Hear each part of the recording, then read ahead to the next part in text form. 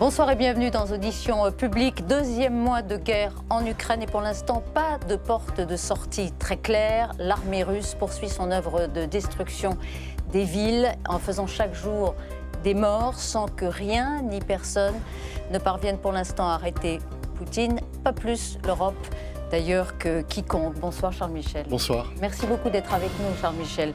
Vous êtes président du Conseil européen. Vous venez de vous faire d'ailleurs réélire à l'unanimité pour 2 ans et demi je crois. Vous êtes l'ancien Premier ministre belge, vous avez 46 ans et vous connaissez très bien l'Ukraine. Vous connaissez très bien le président Zelensky et vous avez maintes fois eu l'occasion de rencontrer Vladimir Poutine, le fauteur de guerre. Donc ça va être intéressant d'avoir votre analyse, évidemment, sur ce dossier majeur. Où en sommes-nous exactement du conflit après 1 mois et 3 ou 4 jours de guerre? Le président Zelensky, précisément, qui tend la main aux Russes, que faut-il en penser? Quel est le bilan des sanctions européennes? Quelle place trouve l'Europe dans le tête-à-tête qui semble peut-être s'installer entre Biden et Poutine?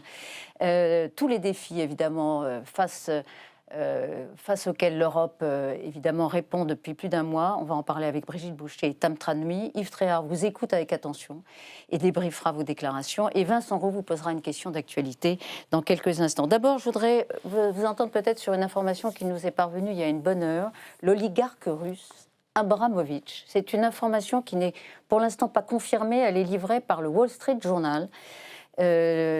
Abramovich, qu'on connaît bien pour être le propriétaire du club de Chelsea, entre autres, aurait été empoisonné début mars. Est-ce que c'est une information qui vous semble vraisemblable? Moi, je ne peux pas confirmer cette information-là, donc je vais être prudent dans mon expression.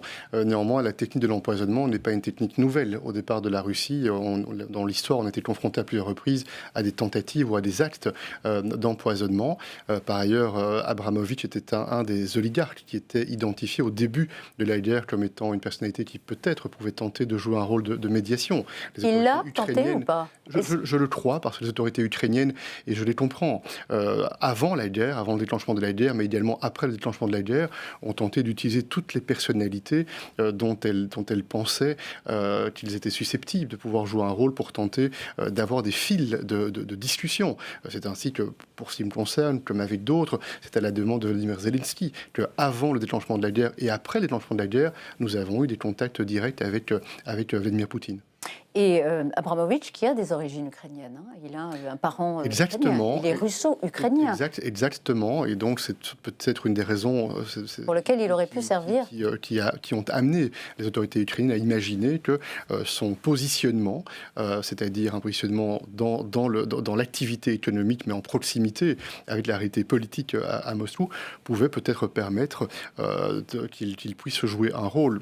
En tout cas, ces derniers jours, ces dernières semaines, on n'a pas vu des résultats tangibles de ce point de vue-là. Alors, c'est la guerre, donc les choses sont assez complexes par définition, mais c'est vrai qu'il était aussi sous le coup, évidemment, des sanctions qui frappaient les oligarques, et notamment les sanctions de l'Union européenne et du gouvernement britannique. Donc, une forme d'agent double. En tout cas, voilà, c'est une information, évidemment, dans le contexte qui pourrait prouver que Vladimir Poutine n'a renoncé à aucune de ses méthodes. Joe Biden, samedi, dans un discours au Château Royal de Varsovie, a appelé à changer de régime, même si la Maison-Blanche a ensuite tenté d'atténuer la déclaration. Mais en revanche, il a assumé, là, sans problème, d'appeler Poutine boucher. Est-ce que ça aide, ce type d'expression, à trouver la voie de la négociation? Mais en tout cas, ce ne sont pas des mots que moi j'utilise.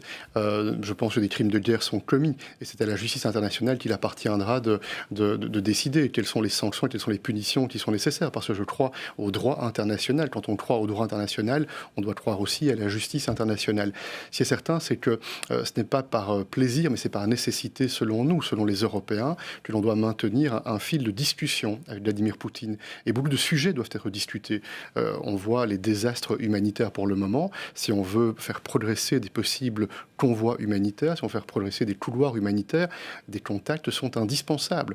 On voit qu'il y a aussi une négociation directe qui a démarré entre les Ukrainiens et les Russes.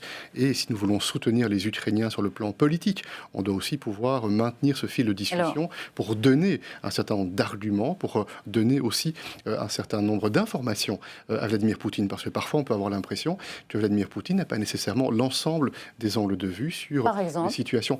Moi, cela m'a frappé de constater ces derniers temps qu'il y avait une impression d'un Vladimir Poutine de plus en plus isolé par rapport à ce qui avait pu être son rôle sur le plan international dans le passé. Et donc, il est important que nous puissions, nous, comme Européens, pas seulement les Européens, mais certainement les Européens, avoir cette discussion qui nous permet de lui dire directement comment nous voyons, nous, les choses. Lui dire, par exemple, que nous voyons bien que les calculs qu'il avait probablement faits avant le déclenchement de la guerre, pour beaucoup d'entre eux, se sont révélés faux. Ils pensaient probablement ébranler l'Ukraine et peut-être même provoquer la désintégration du gouvernement Zelensky en quelques heures après avoir envoyé 160 missiles sur l'Ukraine. Ça ne s'est pas passé. Ils pensaient probablement avoir des Européens très divisés. Vous pensez que c'est un défaut de renseignement ? Il a été mal renseigné par ses services sur la capacité de résistance de l'Ukraine, par exemple. Moi, je crois qu'il y a un cocktail, probablement. Il est dans son propre logiciel. On pourra y revenir certainement, qui n'est pas le logiciel de l'Union européenne et de nos partenaires et de nos alliés. C'est un premier élément. Deuxième élément, je crois effectivement que le monde voit que l'armée russe n'a probablement pas la puissance que l'on pouvait imaginer, puisqu'on voit que là où beaucoup imaginaient qu'en quelques jours, l'Ukraine s'effondrerait, on voit qu'il y a au contraire une nation qui résiste, on voit qu'il y a une armée qui résiste, il y a un gouvernement extrêmement courageux qui tient le pays droit dans un contexte d'une brutalité inouïe. Mais alors, juste, je reviens un mot sur la sémantique, parce que c'est vrai que les opinions publiques ne comprennent pas toujours qu'on ne puisse pas appeler un chat un chat. Par exemple, Milosevic, on l'appelait le boucher de Belgrade. Il a été, on le sait, traduit dans la justice pour crime contre l'humanité. Vous le disiez, il y a une enquête sur des discriminations, une récrimination qui serait semblable pour Poutine. Tout le monde le pense que c'est un boucher. Tout le monde voit la façon dont il traite les civils ukrainiens. On ne peut pas le dire. Mais moi, je comprends que d'aucuns le disent. Je respecte que d'aucuns puissent exprimer ce point de vue-là. Simplement, dans ma capacité, je suis président du Conseil européen. Je suis amené à essayer de travailler pour faire en sorte qu'on puisse cesser le feu le plus vite possible, avoir le déclenchement d'un réel processus de paix dès que ce sera possible. Pour l'instant, on voit bien que ça ne fonctionne pas, mais il ne faut pas renoncer. Et je ne veux pas utiliser une rhétorique qui conduit à donner des excuses pour provoquer de l'escalade. On voit bien que le chemin difficile sur lequel on se situe, il est lié au caractère de la Russie, qui est membre du Conseil de sécurité des Nations Unies, mais qui détient l'arme nucléaire. Et donc, vous pensez qu'il s'agit d'essayer d'aller vers la désescalade et ni par la rhétorique, ni par les actes, provoquer un certain nombre de situations qui seraient encore plus dangereuses. Selon vos informations, les Américains, présidé par un Joe Biden qui le traite de criminel de guerre, de boucher, de tueur, il y a même quelques mois.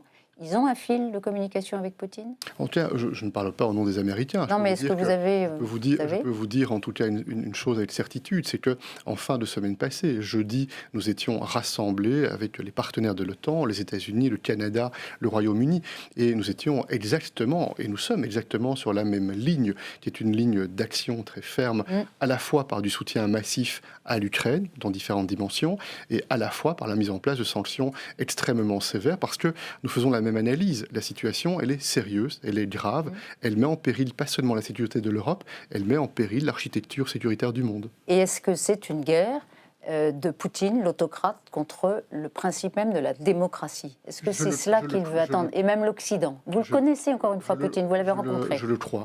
Je crois d'abord, effectivement, c'est une nuance importante, c'est la guerre, vous l'avez dit, la guerre de Poutine. Je ne pense pas que ce soit la guerre du peuple russe, c'est une différence importante. Et je pense que c'est une guerre qui est déclenchée pour un cocktail de différentes raisons. Certainement, il y a une forme de nostalgie impériale. Certainement, il y a la volonté, peut-être, c'est-à-dire Poutine de laisser un héritage en ce qu'il considère être la zone d'influence de la grande Russie. Mais je pense que la vraie raison, la raison authentique, et je suis assez convaincu de cette analyse, c'est la crainte panique de Vladimir Poutine et des autocrates en général face à la liberté, face à la démocratie. Moi, j'ai parlé souvent avec Vladimir Poutine, j'ai pu constater souvent combien il était obsédé par sa version de ce qui s'était produit à Maïdan au moment où un peuple libre, Maïdan les Akiaf, Ukrainiens, fiers, courageux, dit nous regardons l'Europe, nous regardons le lien transatlantique parce que nous voulons une société de liberté, une société démocratique. Et ce que nous avons vu, parce que c'était la réalité, comme un peuple qui fait le choix de la liberté de la démocratie, le choix souverain de la liberté de la démocratie. Et lui, ça le suscitait de la panique. Lui, il a peut-être vu comme un, pas peut-être, il a probablement vu comme une forme de coup d'État qui menaçait sa zone d'influence. Et puis, vous le savez, il y a en Ukraine des populations russophones, donc l'interaction de ces différentes populations peut lui faire redouter que le peuple russe, tôt ou tard, voit qu'il y a un autre modèle de société, un autre modèle qui est le modèle de la liberté. Alors, Joe Biden a été très clair, justement, et sans doute, lorsque vous l'avez rencontré, il l'a répété samedi à Varsovie, pas question d'intervenir, à moins qu'un des pays alliés de l'OTAN ne soit touché par un missile, une bombe russe sur son territoire. Alors là, évidemment, c'est l'article 5, on déclencherait la réaction militaire de l'OTAN. C'était important qu'il le dise et qu'il le réaffirme de façon très ferme. Oui, et si oui, pourquoi? Non, c'est important parce qu'on ne peut pas laisser le moindre doute, pas la moindre ambiguïté. C'était un message à Poutine pour qu'il comprenne bien. Bien sûr. Ça veut dire que chaque centimètre carré de l'espace aérien ou terrestre de l'OTAN sera défendu bec et ongle avec toute la puissance de l'OTAN. Et en cela, avoir à Bruxelles ce jeudi en même temps, le même jour, la réunion de l'OTAN et la réunion du Conseil européen, plus la réunion du G7, était un message d'unité inaltérable, et c'est un message qui était nécessaire. En attendant plutôt, la formule d'Emmanuel Macron, c'est qu'il faut arrêter la guerre sans faire la guerre. Et les opinions publiques voient aussi que Poutine est en train de détruire l'Ukraine et que l'Occident, les alliés de l'OTAN, l'Europe, ne peuvent rien faire, ne peuvent rien empêcher. Vous comprenez l'incompréhension que ça peut susciter, qu'on laisse Poutine détruire un pays européen? Je comprends deux choses. Je comprends parfaitement la formule d'Emmanuel Macron qui représente parfaitement cette unité transatlantique et au-delà du lien transatlantique, les pays amis, les pays partenaires qui soutiennent cette démarche. Et donc, c'est vraiment pour laquelle nous devons mobiliser les instruments dont nous disposons pour stopper Vladimir Poutine en Ukraine et éviter le risque de la contagion, de l'aggravation. Et comment on peut faire ça? On peut faire ça, il faut expliquer ça à nos citoyens partout en Europe. On peut faire ça de deux manières. D'une part, en soutenant massivement les Ukrainiens qui résistent au moment où on se parle. Ils résistent, ils se battent pour leur liberté, pour leurs enfants, pour leurs terres. Ils se battent pour nos valeurs à nous également. C'est un premier point. Et on le fait avec du financement. Et on le fait, c'est une première dans l'histoire de l'Union européenne, avec des armes pour la première fois. Ça montre aussi le tournant qui se produit sous nos yeux sur le plan européen. Et puis, un deuxième élément, ce sont les sanctions qui sont très dures, qui sont très douloureuses et qui on va parler de leur efficacité tout à l'heure. De faire plier le régime à Moscou. Joe Biden, enfin, l'a dit aussi, ça va durer des mois. Vous êtes sur cette ligne, on est parti pour une guerre qui va durer des mois. Il est difficile de prédire avec certitude ce qui peut se passer, mais il y a effectivement un risque que ça prenne du temps. Et c'est certain que ce qui se passe maintenant aura des conséquences pendant de nombreuses années, parce que ça touche directement à ce qui était l'élément fondamental après la Deuxième Guerre mondiale au siècle passé, quand un ordre multilatéral a été mis sur place avec la loi internationale, les principes de souveraineté, d'intégrité territoriale qui ont été considérés comme des principes au départ desquels on allait organiser les relations internationales. Alors encore une fois, on va en parler dans un instant avec Brigitte et Tam Tranoui, mais un mot quand même, parce que la déclaration date d'aujourd'hui. Olaf Scholz, le chancelier allemand, a affirmé que la demande russe d'un paiement en roubles de ses livraisons d'énergie montrait que Poutine est au pied du mur. Est-ce que vous êtes sur cette ligne? Je le pense aussi. Et c'est la démonstration que les sanctions produisent leurs effets. Alors on savait, quand on a déclenché le premier paquet de sanctions, qu'il allait falloir quelques jours, quelques semaines pour qu'elles prennent leur pleine amplitude. Et on voit jour après jour que ces sanctions sont de plus en plus douloureuses. Au total, c'est 900 individus, de nombreux oligarques parmi eux, y compris Vladimir Poutine, Sergei Lavrov, qui sont visés par ces sanctions. C'est le cœur du système financier et économique russe qui est touché, avec le système bancaire, avec la banque centrale russe. Donc ça montre aussi que probablement on a pris Poutine par surprise parce qu'il ne s'attendait pas à cette capacité de prendre des sanctions aussi dures, aussi rugueuses, aussi impactantes. Mais je le reconnais, probablement nous nous sommes surpris nous-mêmes en découvrant la capacité, la puissance que nous avions quand l'Union européenne, avec nos partenaires, déclenche ce type de sanctions. On verra tout à l'heure si quand même le paiement en roubles, ça ne va pas poser des problèmes supplémentaires aux pays qui sont fournis par la Russie. Je reviens juste un mot avant qu'on retrouve Vincent Roux au Figaro Live. Juste un mot sur le périmètre qu'a dessiné très précisément Biden pour une intervention de l'OTAN. Charles Michel, un missile qui tomberait à 20 km de la frontière ukrainienne sur le sol polonais, est-ce que les pays de l'OTAN réagiraient? Dès lors qu'il y a une attaque sur 1 cm² de l'OTAN, l'OTAN réagira. Je vous dis ça parce qu'il y a beaucoup de scepticisme. On dit « Oh, mais sinon, non, on dira c'est 20 km, c'est pas très grave ». Je suis extrêmement ferme par rapport à cela et extrêmement convaincu qu'il n'y aura pas l'ombre d'une hésitation. C'est très clair. Merci Charles Michel. Vincent Roux, vous allez le voir apparaître ici, du Figaro Live, va vous poser une question. Bonsoir cher Vincent. Bonsoir Elisabeth. Ravi de vous retrouver. Bonsoir. C'est à vous. À demain. Bonsoir Charles Michel. Puisqu'on parle d'Ukraine, il y a une question, c'est l'adhésion, la demande de l'Ukraine d'adhérer à l'Union européenne. On a compris que notamment un certain nombre d'États, particulièrement la France, n'y étaient pas favorables dans un délai très rapide. Vous, personnellement, quel est votre point de vue sur la question ? Bon, moi je comprends parfaitement cette demande exprimée par le président ukrainien. J'en ai parlé très souvent avec lui avant le déclenchement de la guerre et a fortiori au moment où la demande a été formulée, c'est un premier point. Deux, les 27 chefs d'État du gouvernement réunis à Versailles il y a 3 semaines ont donné un message très, très chaleureux, très, très fort. L'Ukraine, c'est la famille européenne, il n'y a pas de doute par rapport à cela. Et c'est pas quelque chose de banal de dire cela, c'est une démarche d'affection qui montre ce lien de solidarité. Oui, et puis troisième élément, on a enclenché immédiatement le processus. Vous savez qu'habituellement, il faut entre 7 et 8 mois avant que l'on enclenche le processus en demandant à la Commission de rendre un avis qui démarre cette procédure. Il a fallu quelques jours seulement pour que le processus soit déclenché. C'est donc une accélération qui montre que l'on prend en considération la situation exceptionnelle. Et puis il y a un autre élément que je veux mettre en évidence, parce que nos citoyens doivent bien comprendre cela. Le débat sur l'élargissement, de manière générale, est un débat difficile. Pourquoi ? Parce qu'en Europe, on a besoin pour vous de sujets, de l'unanimité pour prendre des décisions. Au plus on élargit, au plus le défi est complexe.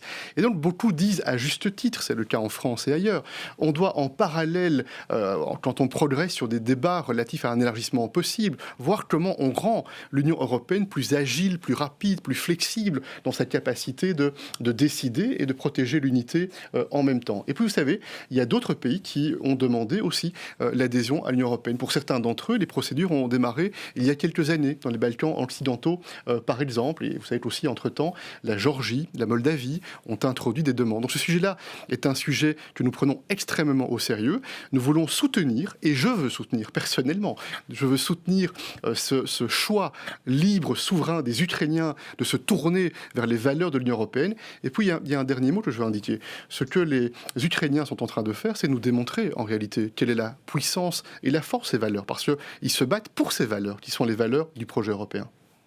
Vincent, quand vous dites que vous voulez soutenir... Et une réponse rapide de Charles Michel. Une réponse rapide. Quel est concrètement, comment se manifeste ce soutien ? Est-ce que vous voulez qu'on aille vers l'accélération, comme le veulent plusieurs pays d'Europe centrale, ou bien c'est juste un soutien moral, comme l'exprime Emmanuel Macron, par exemple? Comme je vous l'ai indiqué, il y a déjà une forme d'accélération par rapport à la pratique habituelle. Et puis, c'est moi, dans ma capacité de prendre le Conseil européen, qui a décidé immédiatement de porter ce débat au Conseil européen dans les jours qui ont suivi cette demande. Donc, ce sont des actes. Mais je veux évidemment respecter la décision qui devra être prise par les institutions, parce que je respecte l'état de droit européen.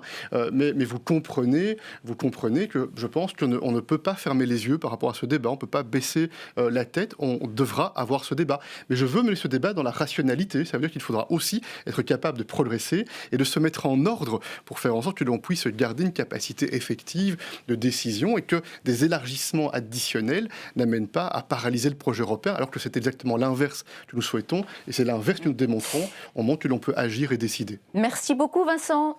Merci à vous. En direct du Figaro Live, je vous présente Brigitte Boucher pour LCP et Tam Tranoui pour Public Sénat qui vont approfondir les questions sur l'Europe face à la guerre. Bonsoir Charles Michel. Bonsoir. Alors de nouveaux pourparlers sont en cours entre l'Ukraine et la Russie. Le président Zelensky étudie la demande russe d'une neutralité de l'Ukraine. Est-ce que c'est une idée que vous approuvez ? Et en tout cas, ce n'est pas à moi d'approuver cette idée-là. Si on est conséquent, et je veux être conséquent, c'est bien le peuple ukrainien, entre ses dirigeants, souverains, qui doit décider ce qui est acceptable et ce qui n'est pas acceptable dans ces négociations. Et nous, on est là pour soutenir politiquement, pour aider, pour appuyer. C'est un premier élément. Et c'est vrai, j'en ai parlé souvent avec le président ukrainien, il est ouvert à regarder ce que pourrait être ce qu'on appelle des garanties de sécurité, de part et d'autre. Il ne s'agit pas simplement pour l'Ukraine de donner des garanties à la Russie. Ce serait d'ailleurs fort, puisque c'est plutôt la Russie qui, de manière très brutale et sauvage, a montré la menace qu'elle représentait. Alors justement, ce serait quoi cette neutralité de l'Ukraine? Ce serait un modèle à l'autrichienne, à la suédoise? À quoi ça ressemblerait? Ce qui est certain, c'est que le président Zelensky compte sur un certain nombre de pays partenaires, de pays amis, pour apporter des garanties de sécurité. Ce qui est certain aussi, si on a ce débat-là, et c'est le conseil que nous voulons donner aux Ukrainiens qui négocient, c'est de veiller à ce qu'il y ait un regard sur l'ensemble de la région. Je donne un exemple. Le Bélarus, qui est devenu en réalité un État vassalisé par Moscou. Le Bélarus a décidé il y a peu de temps de changer sa constitution pour permettre le déploiement d'armes nucléaires. Ça n'est pas banal. Ça veut donc dire que ce sujet-là doit aussi être abordé. Et ça montre qu'à côté des pourparlers directs entre l'Ukraine et la Russie, pourparlers qui sont indispensables, parce que je le répète, c'est l'Ukraine qui doit déterminer ce qui est acceptable et ce qui ne l'est pas en termes de souveraineté. L'Union européenne a sa place naturellement et doit occuper sa place naturellement parce que c'est la sécurité de l'Europe et au-delà, je crois, du souci du monde qui est en jeu. Et nous sommes autour de la table, pourquoi? Mais parce que c'est plusieurs États européens qui sont susceptibles d'être sollicités pour octroyer des garanties de sécurité. Et nous sommes autour de la table parce que les sanctions que l'on a décidées fait de nous un acteur afin de tenter de stopper cette guerre le plus vite possible. Alors, au sommet européen, au dernier sommet européen, il y a une évacuation humanitaire de Mariupol qui a été décidée. Il y a encore 150 000 civils sur place. Et il a été dit que la Turquie et la Grèce joueraient un rôle. Quel rôle exactement joueraient ces deux pays? De manière plus générale, au-delà de la Grèce et la Turquie, sont, c'est vrai, très, très impliqués.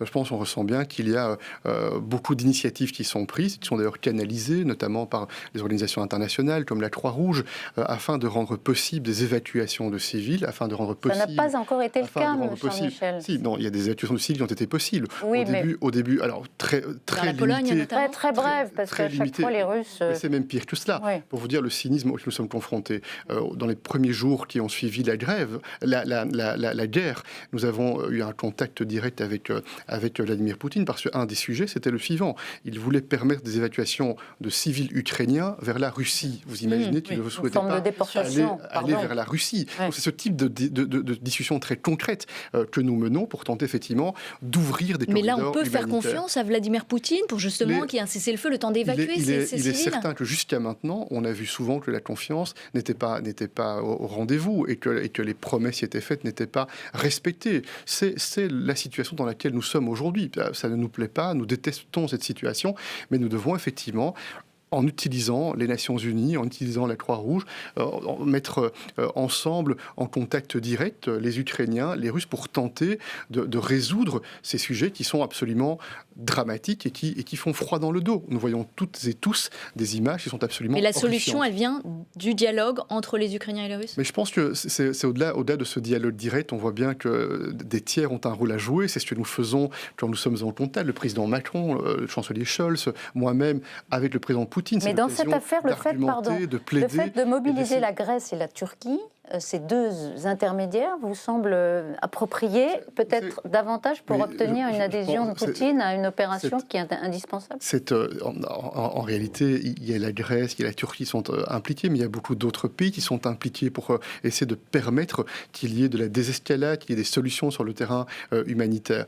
La Grèce et la Turquie sont tous les deux membres de l'OTAN. Ce sont des pays, ça n'est pas un secret, vous le savez en France, qui ont connu des tensions de manière régulière, qui en connaissent encore pour ça que ça a frappé également. Mais ce qui est essentiel en tout cas, c'est que, au-delà des tensions qui ont été connues, c'est que nous amenions le plus possible de pays à partager la même détermination, à être engagés à la fois pour cesser le feu, d'une part, et à la fois pour tenter d'apporter un petit peu d'espoir humanitaire.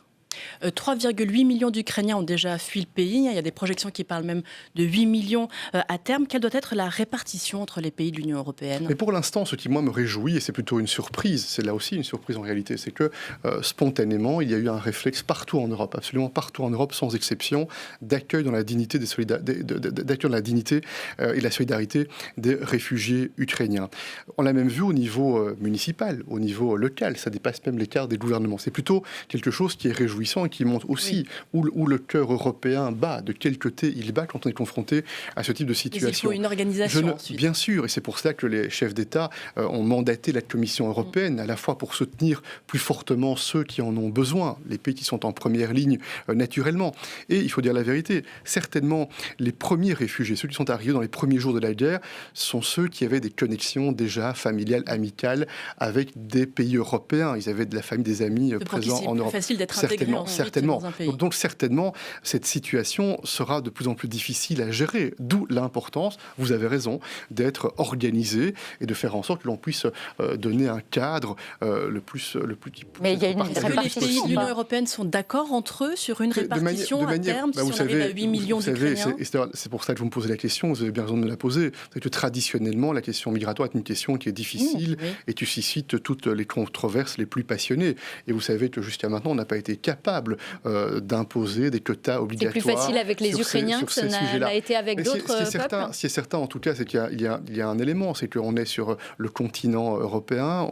Ce sont des pays européens qui sont les premiers pays. Quand on traverse la frontière pour fuir les bombes, c'est sur le sol de l'Union européenne qu'on se situe. Et donc ces éléments-là, certainement, contribuent effectivement à ce réflexe. C'est plutôt un réflexe qui, moi, me fait plaisir, parce que c'est un réflexe de solidarité. Est-ce qu'il y a une enveloppe prévue par l'Union européenne pour accueillir ces réfugiés ? Et si oui, de quel montant ? Comment elle se répartit ? Mais pour l'instant, nous avons dégagé des premiers montants dans ce qu'on appelle, alors je ne vais pas être technique, mais dans ce qu'on appelle les fonds de cohésion. Pour être très rapide, on permet aux États membres de pouvoir réallouer rapidement des fonds qui étaient déjà dédicacés. Ça ne sera pas suffisant. Et d'ailleurs, sur le débat qu'on a eu la semaine passée à Bruxelles, c'est comment peut-on veiller à essayer de l'argent additionnel pour les pays qui vont en avoir besoin. Il n'y a pas de budget pour l'instant qui a été. Donc je viens de vous dire, l'abondement, mais l'abondement.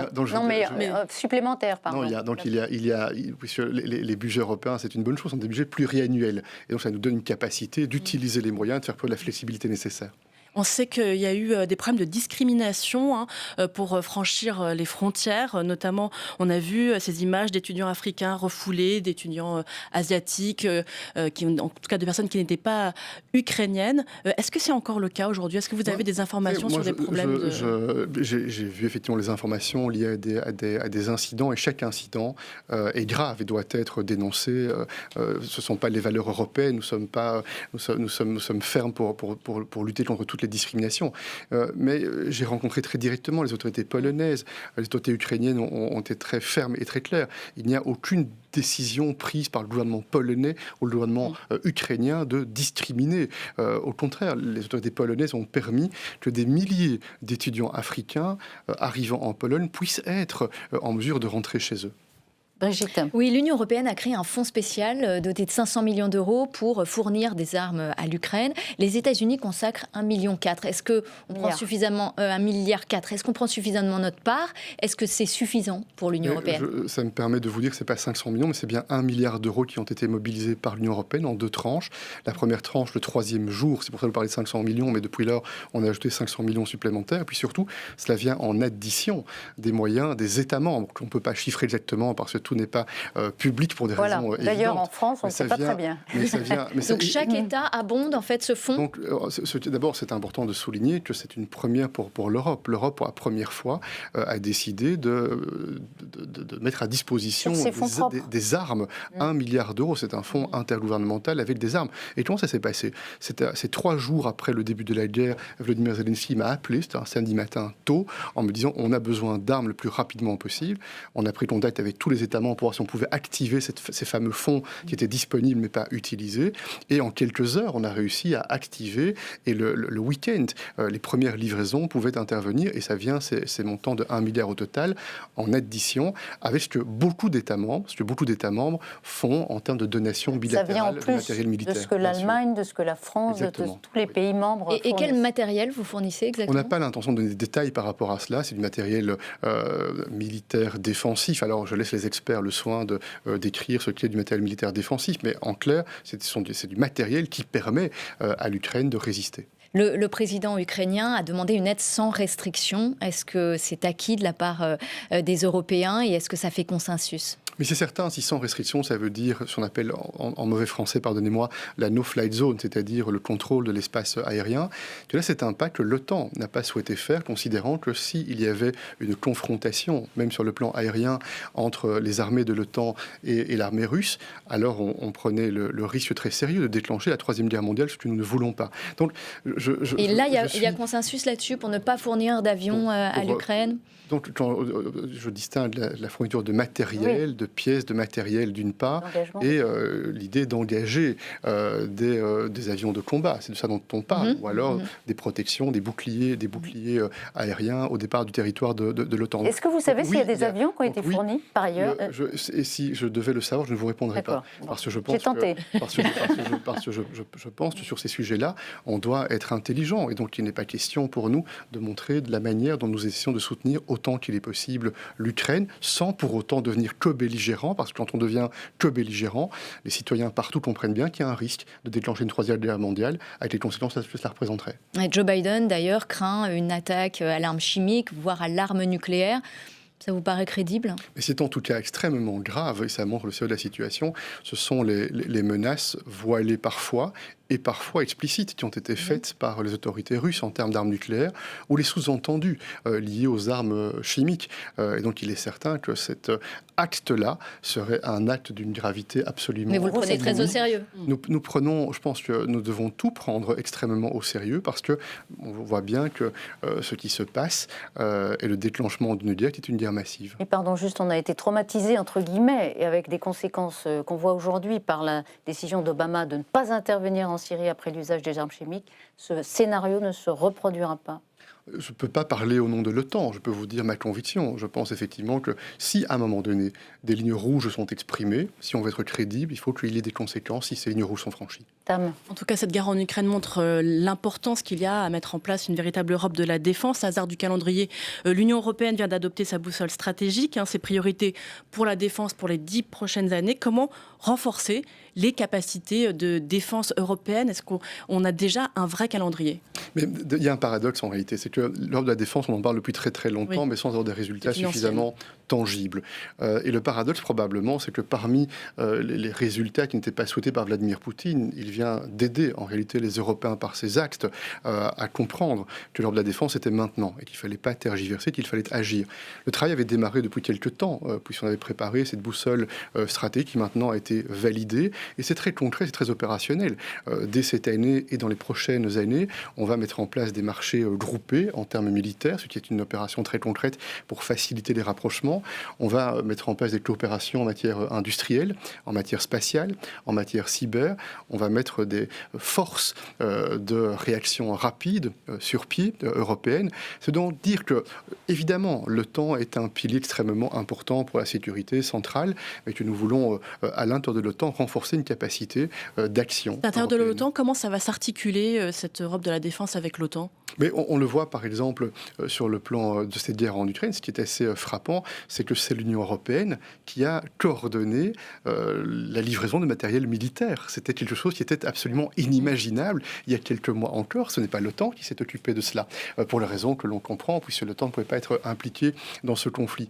Et nous avons une déclaration, ce qu'on appelle une déclaration conjointe Union européenne-OTAN, et d'ailleurs on va devoir la renouveler, j'espère, rapidement, afin de bien organiser la division des responsabilités, la division du travail et la parfaite synchronisation dans le cadre de l'OTAN. Est-ce qu'il faut qu'il y ait une armée européenne qui soit mise en place et de combien d'hommes ? Moi, je comprends qu'on puisse se projeter pour certains, en tout cas, dans l'idéal d'une armée européenne. Je pense que si on veut être réaliste, et c'est mon cas, et pragmatique, il faut des capacités de défense européenne. Pourquoi Parce pas que l'armée européenne va ouvrir un débat quand on envoie des hommes sur un théâtre d'opération. Oui. Il faut une légitimité qui, pour l'instant, est une légitimité nationale. Ce sont les parlements qui ont la responsabilité, de manière directe ou indirecte, de valider les décisions que les chefs d'État et de gouvernement prennent. Et donc, peut-être nous irons davantage progressivement vers un engagement politique européen sur ce sujet. sujet-là. Mais si on veut être réaliste, plutôt qu'avoir ce débat qui sera un débat très difficile, l'armée européenne... Vous n'y croyez pas, l'armée européenne? Non, je ne dis pas que j'y crois pas. C'est impossible d'avoir un consensus. Je ne dis pas que j'y crois pas. Je pense que le pas en avant que l'on réalise pour l'instant est absolument gigantesque. Et vouloir maintenant dire, les amis, ce serait mieux une armée européenne, c'est la garantie de la paralysie. Là, on est en train de progresser de façon spectaculaire pour avoir une défense européenne davantage commune. Notamment des questions d'achat groupés. Oui, c'est ça. Vous nous disiez qu'il va y avoir des achats groupés, des achats communs d'armement, par exemple, dans ce domaine-là. Si je prends un exemple, les experts militaires peuvent le décrire mieux que moi. Il y a sur le plan européen autour de 150 systèmes d'armement différents. Quant aux États-Unis, il y en a entre une quarantaine et une cinquantaine. Si je prends un autre exemple, la question des munitions, qui est importante en Ukraine pour le moment. Chaque État actuellement fait ses propres marchés publics en termes de munitions. Alors c'est un secteur où il y a pas mal de standardisation d'ores et déjà. On pourrait encourager une coordination qui permettrait des économies d'échelle, qui permettrait davantage de rationalité et qui permettrait d'aller de façon concrète vers cette Europe de la défense. Qui vont surtout servir l'industrie américaine, non ? C'est pour ça que je parlais de coopération industrielle, ce n'est pas par distraction. Oui. Et il y a un élément qui peut-être est passé relativement inaperçu, j'espère pas trop, mais il y a tout de même eu ce fameux week-end où nous avons pris cette décision, 3 jours après le déclenchement de la guerre, de livrer des armes au départ de l'Union européenne. Il y a eu une décision importante prise par un État européen qui est l'Allemagne et qui a rompu avec sa doctrine habituelle en matière militaire en décidant de réinvestir dans les prochaines années structurellement, massivement sur le plan militaire. Mais c'est vrai que au-delà de cela, il y a une industrie européenne de la défense qui existe et qui devra être encouragée, confortée. Alors, au cours du sommet européen qui s'est tenu la semaine dernière, il a été décidé l'achat en commun de gaz. Où allez-vous approvisionner l'Union européenne ? Il faut expliquer les choses très, très simplement. Nous sommes dépendants en moyenne à 45% de la Russie pour la livraison de gaz en Europe. Certains pays sont beaucoup plus dépendants que d'autres. Certains sont dépendants... L'Allemagne, par exemple. Oui, mais par exemple aussi des pays qui sont faibles économiquement, plus faibles que l'Allemagne économiquement. La Bulgarie, par exemple, c'est plus de 80% de dépendance. Vous imaginez tout à fait comme impact. On agit extrêmement rapidement et je suis très convaincu que dès le prochain hiver, on sera nettement moins dépendant du gaz russe. Alors, il y a 2 sujets. C'est le gaz qui vient via les pipelines. Et là, effectivement, la Russie ne peut pas aisément détourner vers d'autres acheteurs. Peut-être la Chine, c'est un des sujets importants pour être intéressé à un moment donné d'acheter du gaz russe. Et puis, il y a ce fameux gaz liquéfié qui peut venir des États-Unis, qui peut venir aussi... qui peut venir... Exactement, qui peut venir aussi de pays du Golfe, le Qatar, enfin d'autres. Et donc nous sommes engagés depuis pas mal de temps déjà pour voir comment on peut diversifier notre approvisionnement en sorte que l'on ait le plus vite possible cette capacité de se libérer. La question c'est de savoir est-ce que ça va coûter moins cher parce que ce seront des achats en commun ou est-ce que ça va coûter plus cher d'acheter du gaz naturel liquéfié aux États-Unis parce qu'il va falloir le transformer après ? C'est une question centrale. Il faut dire la vérité, effectivement. Il y a un risque d'impact sur les prix que l'on voit d'ores et déjà maintenant. Les citoyens, les entreprises le voient d'ores et déjà maintenant. L'impact avait démarré avant la guerre, ça s'est aggravé depuis la guerre. Et donc, les chefs d'État de gouvernement ont mandaté la Commission européenne en extrême urgence, à la fois pour travailler sur des achats groupés de gaz afin d'avoir un impact à la baisse sur les prix, de travailler sur la diversification et de travailler sur nos infrastructures également. On a besoin en Europe d'un réseau d'électricité davantage interconnecté pour avoir une capacité plus forte en européen de pouvoir gérer ce sujet important énergétique. On a besoin aussi de terminaux pour ce gaz liquéfié et d'avoir cette architecture et donc, beaucoup qui nous permet de progresser sur ce sujet-là. Mais ça veut dire qu'il faut intégrer le fait que ça coûtera plus cher même si l'Union européenne fait des achats groupés. Je veux être extrêmement prudent. Certains experts nous expliquaient il y a quelques mois que la hausse des prix du gaz était une hausse circonstancielle. On voit bien qu'ils se sont trompés. Donc moi, je suis beaucoup plus modeste que certains experts. Je ne fais pas de pronostic. Ce que je crois, par contre, c'est que cette question énergétique n'est pas seulement une question de pouvoir d'achat, une question de réalité sociale pour les familles. C'est ça, bien sûr, et il faut être au rendez-vous de la protection sociale pour les familles qui vont être touchées. C'est aussi un question sujet... Question nationale ou question européenne ? Les deux. D'ailleurs, c'est pour ça que l'Union européenne a mis à disposition ce qu'on appelle la boîte à outils. C'était des suggestions de mesures qui peuvent être prises sur le plan national pour tenter de protéger au maximum les citoyens. Et puis, la question géopolitique. Et on ne le découvre pas. On ne découvre pas aujourd'hui que l'énergie est liée à la question géopolitique. Alors, il y a la question des sanctions que vous évoquiez tout à l'heure, il y a la question de l'embargo qui a été posée. Est-ce que tous les pays étaient d'accord autour de la table pour qu'il n'y ait pas d'embargo vis-à-vis des hydrocarbures russes? Mais d'abord, il y a des sanctions très dures qui ont été prises sur des secteurs, on n'en parle peut-être pas beaucoup parce que ça a été décidé, mais sur le secteur de l'acier, sur le secteur du fer, c'est un impact qui est très très lourd pour la Russie, avec des effets collatéraux pour nous. C'est un premier élément. Mais un embargo sur les hydrocarbures, ça aurait quand même une très grande force. Vous avez raison, mais je pense que nous avons le devoir d'être intelligents les sanctions ont été décidées, ont été construites, ont été conçues pour faire mal à la Russie, pas pour nous faire mal à nous-mêmes. Et certainement pas tant qu'on n'a pas progressé, et il faut le faire rapidement en termes de diversification de l'approvisionnement. Et c'est pour ça que les Européens sont prêts à prendre des mesures additionnelles quand ce sera nécessaire, mais nous voulons aussi prendre des mesures qui font mal au régime, au Kremlin, pas des mesures qui nous fragiliseraient. Donc la question de l'embargo est tranchée là pour l'instant. Non, je ne sais pas ce que je vous dis parce que nous sommes en train de progresser rapidement sur la diversification de l'approvisionnement. Alors justement, parce que à quelle échéance on pourrait être indépendant vis-à-vis du pétrole russe? Moi, je crois que dès le prochain hiver, on aura réalisé des progrès substantiels. 2023. Donc dès le prochain hiver, vous allez voir que les progrès seront extrêmement importants. Mais ça ne sera pas 100%. Pas 100%. La totale dépendance, est-ce qu'elle peut arriver avant 2027? En tout cas, certains pensent, et moi je suis plutôt de ceux-là, que si on investit immédiatement comme on l'a décidé, on peut réussir autour de l'horizon 2027 à sortir totalement de la dépendance. Mais sortir déjà massivement de la dépendance change complètement la donne, change complètement les équilibres. Il faut aussi craindre une crise alimentaire mondiale avec la guerre en Ukraine, avec la pénurie de blé notamment que ça va occasionner. C'est ce qu'a dit Emmanuel Macron la semaine dernière. Le programme qui a été mis en place par les pays européens, le programme Farm, il est inspiré du programme COVAX, le programme sur les vaccins pour les distribuer aux pays les plus pauvres. Quand on voit les énormes inégalités de vaccination qui ont perduré dans le monde, est-ce que c'est pas un petit problème? C'est donc indispensable, parce que même si COVAX n'a pas été un programme parfait, c'est un programme quand même qui a permis de faire en sorte qu'il y ait des vaccins, il n'y en aurait pas eu du tout s'il n'y avait pas eu ce programme COVAX. C'est un premier élément. Deuxième élément, vous avez raison, on parle beaucoup pour l'instant de l'énergie à juste titre, mais il y a une autre crise qui peut apparaître très rapidement, c'est la crise liée à la sécurité alimentaire. D'une part, un impact sur les prix en Europe qui sera probablement une réalité, et on doit tenter d'agir, c'est ce que nous faisons aussi, pour tenter de maîtriser aussi cet impact. Et puis il y a un autre élément, et c'est en cela que le président Macron a bien fait de proposer cette initiative qui a été acceptée par les 27 à Bruxelles la semaine passée, c'est être engagé spécialement avec l'Afrique, parce que un certain nombre de pays africains vont être confrontés à des pénuries, avec des risques majeurs de famine. L'Égypte, par exemple, qui dépend à 80% exactement, du blé qui dépend des importations, et d'autres pays également. Et donc, le plan proposé par le président Macron est important, parce que c'est une batterie de mesures concrètes qui touchent aux règles commerciales, qui touchent un certain nombre de règles liées aux importations et aux exportations. Et il y a du soutien financier également pour venir en soutien. Et on sait que le continent africain fait face à une démographie que l'on connaît, avec des conflits dans beaucoup de pays, avec de l'insécurité. Et donc on sait que si à cela s'ajoute une crise alimentaire, il est certain que cela va créer de l'instabilité additionnelle et peut-être des pressions migratoires additionnelles également vers l'Europe. On va également parler des sanctions. Il y a eu plusieurs sanctions qui ont été mises en place à l'égard de la Russie. Est-ce que vous les jugez aujourd'hui efficaces? Elles sont efficaces, elles sont impactantes. Alors bien sûr, elles n'ont pas encore conduit à stopper la guerre.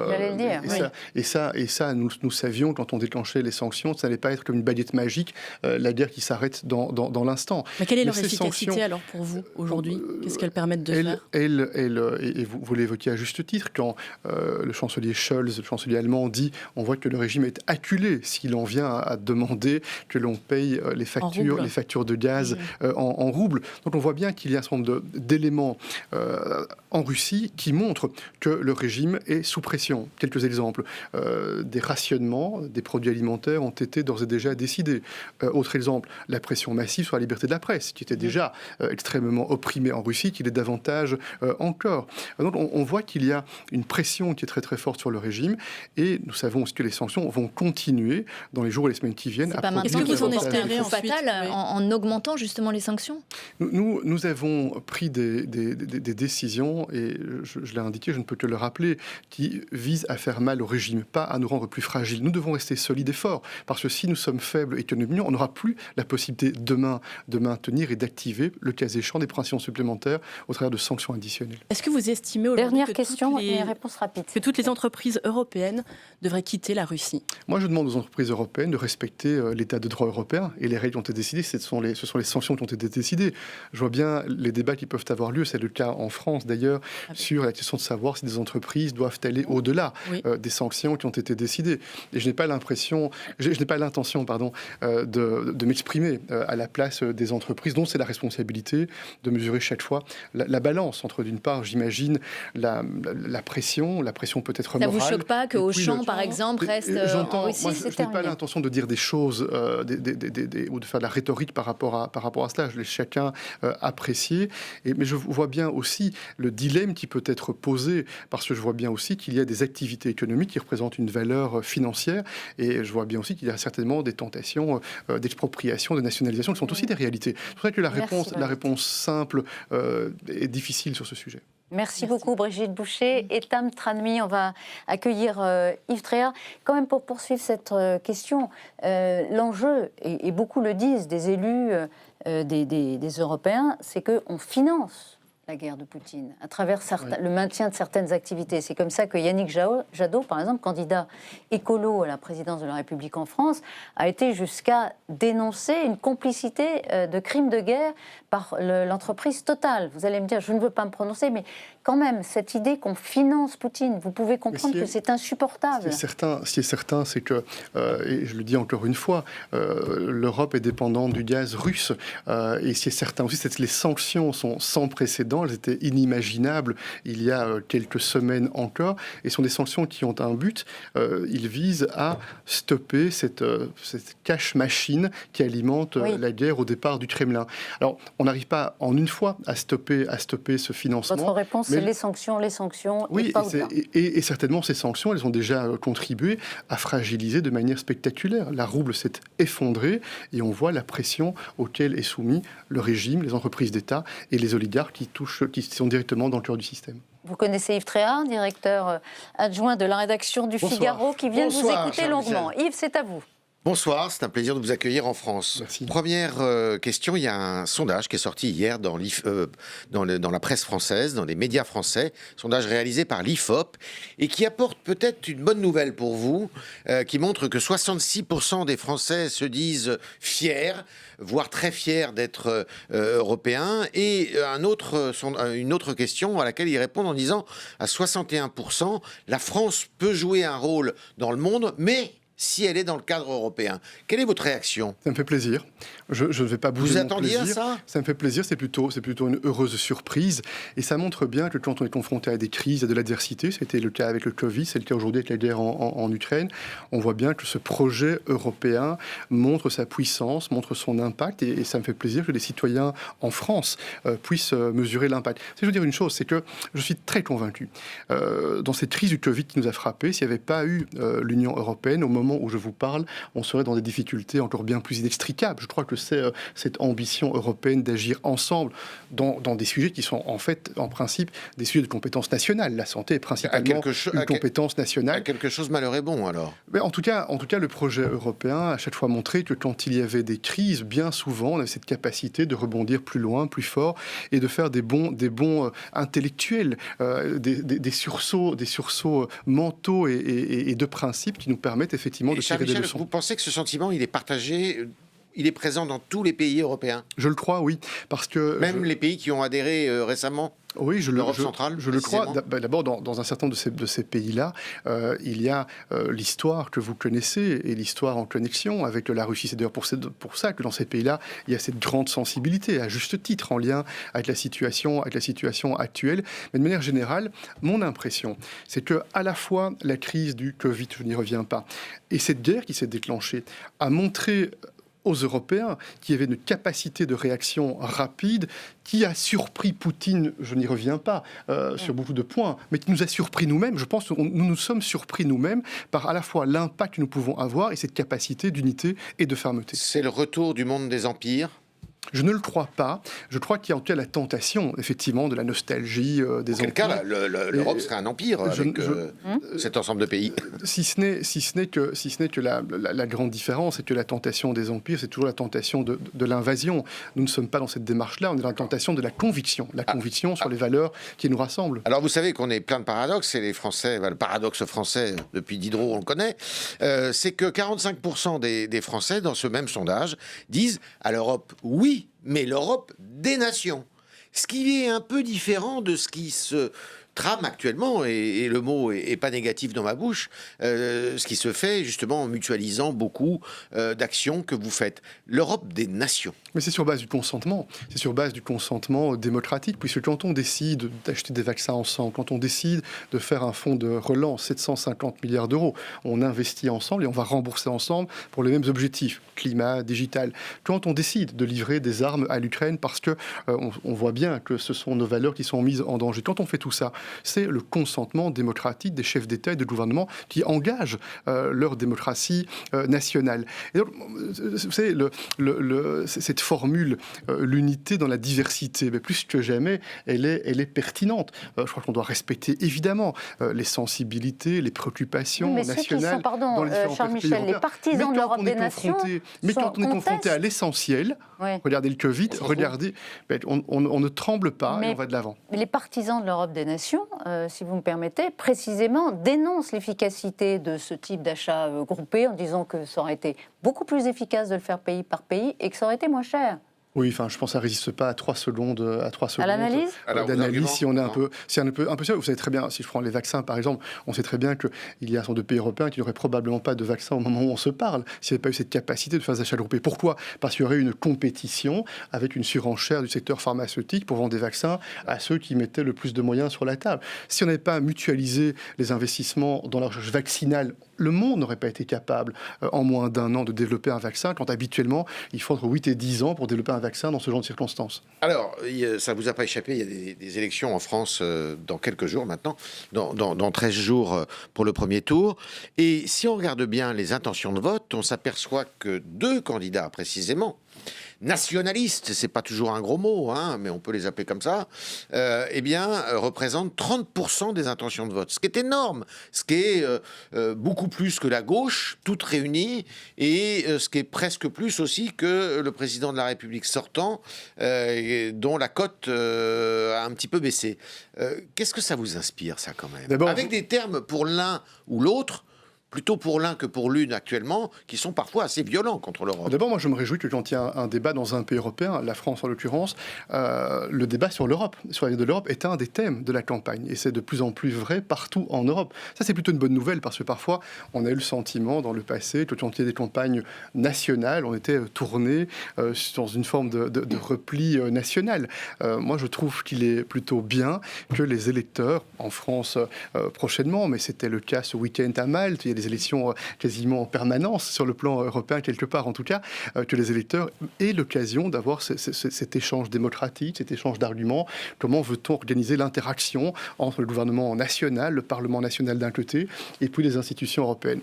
Moi, je crois que si on est authentiquement et sincèrement démocrate, on doit se réjouir qu'il y ait cette vitalité-là. Et puis au final, ce sont les électeurs français, en l'occurrence, qui feront le discours d'Éric Zemmour ou de Marine Le Pen ne vous fait pas peur, ne vous fait pas sursauter parfois?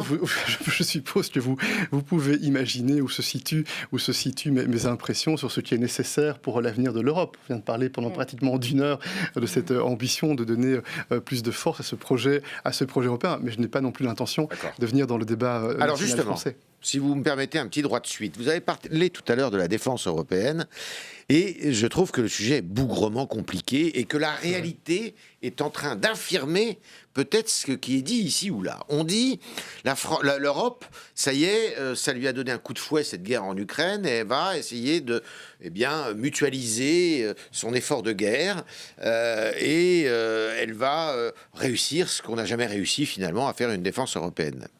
Je trouve que c'est pas vrai du tout, puisque en fait, ça a réactivé l'organisation du traité de l'Atlantique Nord, l'OTAN, qui était, paraît-il, dans une mort cérébrale il n'y a pas très longtemps, et que finalement, les pays d'Europe centrale, notamment, eux, ils se moquent un peu de l'Europe de la défense. Ils veulent être sous le parapluie américains, parce qu'ils savent que l'Amérique, c'est du solide. Donc c'est bien difficile, non? Il n'y a pas une contradiction là. Finalement, c'est l'échec de l'Europe de la défense une nouvelle fois, parce que les pays vont se mettre sous bannière américaine. Non, vous êtes parfaitement dans votre rôle et je vous félicite parce que vous le faites bien, diablement bien. Vous le faites diablement bien, mais ça ne correspond pas à la réalité. Peut-être y a-t-il un décalage entre l'impression que vous avez et la réalité de la dynamique au sein du Conseil européen. Vous avez raison, il y a quelques mois encore, dans mes conversations intimes avec des chefs d'État et des gouvernements venant du flanc Est de l'Union européenne, il y avait certainement une forme de doute quant au caractère sérieux de cette ambition pour l'Europe de la défense. De manière plus générale, il y avait un doute sur cette ambition portée par le président Macron et avec d'autres, j'en suis, pour l'agenda de souveraineté européen. Et maintenant, on voit qu'en peu de temps, en réalité, il y a une transformation mentale, une transformation intellectuelle, une transformation des esprits, y compris dans cette part-là de l'Europe. Et là où vous avez raison, autrefois, ces pays peut-être voyaient l'Europe comme étant le projet de soutien économique, de soutien de prospérité, et l'OTAN le projet pour la sécurité. Je vois qu'il y a une compréhension maintenant qui est unanime, et je vous invite à lire attentivement cette boussole stratégique qui est vraiment un moment de transformation copernicien ou copernicienne, je ne sais pas comment il faut le dire, de ce projet européen en matière de défense. Maintenant, je comprends que l'on nous dise attendons de voir. Ça, je comprends qu'il puisse y avoir cette prudence-là, mais il nous appartiendra à nous d'être sérieux et de mettre en œuvre. Et je vous donne rendez-vous, si vous m'invitez encore, dans 6 mois, dans 1 an, dans 2 ans. Et vous verrez, je le crois, dans la situation aujourd'hui et la situation que vous observerez, il y aura des évolutions tangibles. Alors demain dans le Figaro, je vous l'annonce, il y a un entretien, une rencontre avec Monsieur Khodorkovsky, qui est un des oligarques qui a eu quelques problèmes, c'est peu de le dire, avec le président Poutine, et qui dit en fait l'ambition de Poutine, de Vladimir Poutine, c'est pas tellement l'Ukraine, d'absorber l'Ukraine, c'est eh bien de se confronter aux États-Unis et à l'OTAN. Je le crois aussi, je pense. Vous le croyez aussi. Et pourquoi ? Parce que l'OTAN comme l'Union européenne, nous portons des valeurs de démocratie. Et je pense, je le dis encore, que Vladimir Poutine, en quelque sorte, voit la démocratie comme une pandémie dont il a peur et voit la guerre comme un vaccin. La guerre sous toutes ses formes, d'ailleurs, parce que aussi, nous sommes confrontés aujourd'hui à une guerre traditionnelle, avec toute la brutalité de la guerre traditionnelle. Mais ce sont des généraux russes qui ont inventé la doctrine de la guerre hybride, qui conjugue actes de malveillance, de déstabilisation, cyberattaque, propagande, corruption, pour tenter de fragiliser ceux qu'ils perçoivent comme étant des adversaires. Parce que fondamentalement, ce qu'il veut, c'est démontrer que le modèle démocratique ne fonctionne pas. D'ailleurs, on a été confronté à ça au début de la crise Covid, lorsque des autocrates tentaient, lorsqu'on balbutiait un peu dans les premiers jours, il faut le reconnaître, on a mis quelques jours et quelques semaines avant de se mettre en ordre de marche sur le sujet, on a été confronté à cette propagande. Et quelle est la situation aujourd'hui ? Ce sont les modèles démocratiques qui s'en sortent bien mieux que ceux qui, il y a quelque temps, nous faisaient la leçon, et eux sont en difficulté. Une dernière question. Une toute petite question, et vous m'avez tendu la perche d'une certaine façon, parce qu'on n'en a pas du tout parlé. C'est tout cet univers cyber. Oui. Chacun, et d'aucuns disent même que c'est peut-être la prochaine crise. Après la crise sanitaire, c'est cette crise cyber, rideau, tous les systèmes à plat. Est-ce que l'Europe, qui n'a pas créé les GAFA et qui n'a pas créé de GAFA dans ce domaine, elle peut avoir une capacité de réplique. En tout cas, on est extrêmement conscient, et on ne découvre pas ça aujourd'hui, ça fait plusieurs années que l'on a bien compris qu'il y avait une faiblesse structurelle qu'il fallait corriger dans l'urgence absolue. Et c'est ainsi que l'on travaille, notamment dans cette boussole stratégique, pour mettre en commun des capacités de résistance, des capacités de réaction. Il ne faut pas non plus être dans l'inquiétude totale, parce que nous avons des capacités. Alors c'est vrai que certains pays européens ont développé plus que d'autres. Mais encore une fois, on le voit bien, sur une crise cyber, aucun de nos États membres, fût-il le plus puissant, seul ne pourra résister et ne pourra retourner la situation en sa faveur. C'est bien la coopération qui sera absolument fondamentale pour pouvoir surmonter ce type de situation. Certains se disent, depuis le début de la guerre, la seule solution, c'est que Poutine soit renversé de l'intérieur. Sinon, il ira le plus loin possible et peut-être au-delà de ce qu'on peut imaginer. Est-ce que c'est votre avis ? Je vais peut-être partager un sentiment avec vous. Moi, je suis de ceux qui pensent que lorsque Vladimir Poutine a appuyé sur le bouton « je déclenche la guerre et j'envoie 160 missiles dès le premier jour », peut-être a-t-il, sans le savoir ou sans le mesurer, appuyé aussi sur le bouton « autodestruction de son propre régime ». Mais je suis réaliste, ça peut prendre du temps. On l'a vu dans le passé, notamment en Russie, et il peut être être très dangereux s'il se sent acculé. C'est pour ça que la situation est extrêmement sérieuse. Et en tout cas, c'est le peuple russe qui aura, de mon point de vue en tout cas, la responsabilité de dire quel est le gouvernement qu'il souhaite. Merci beaucoup Charles Michel d'avoir été notre invité aujourd'hui. Vous allez retourner à Bruxelles, j'imagine, après cette émission. C'était très clair. Merci à vous, merci Yves Tréhard. On se retrouve évidemment la semaine prochaine sur la chaîne parlementaire pour un prochain numéro d'audition publique. Notre invité sera Laurent Berger, le patron de la CFDT. Bonne soirée sur la chaîne parlementaire.